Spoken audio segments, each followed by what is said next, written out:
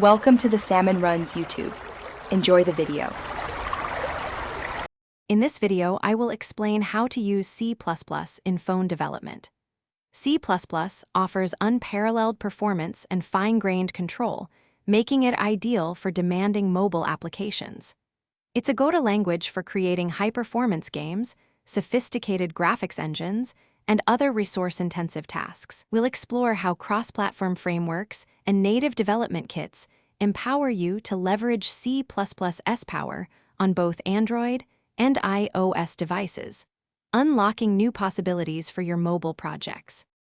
Native development kits are crucial for integrating C++ into mobile apps. For Android, the Android NDK allows you to write parts of your application in C++ for performance-critical sections. On iOS, you can use Objective-C++ to seamlessly bridge your C++ code with Swift or Objective-C. These kits provide direct access to hardware components and system services, enabling you to achieve maximum efficiency and unlock the full potential of the device's capabilities. Beyond native development, cross-platform frameworks offer a powerful way to use C++ for mobile. Qt is a widely recognized framework that lets you build applications for multiple platforms from a single C++ codebase, saving significant development time. For game developers, Coco's 2DX is another excellent choice.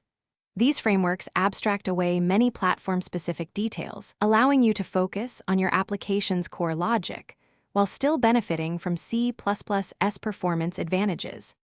When developing with C++ for mobile, several best practices ensure success. Always optimize your code for performance and battery efficiency, as mobile devices have limited resources. Careful memory management is paramount to prevent crashes and ensure a smooth user experience. Furthermore, understanding and utilizing platform-specific APIs will allow for seamless integration and access to unique device features, making your C++ mobile applications truly stand out. Thanks for watching. Consider subscribing if we helped you.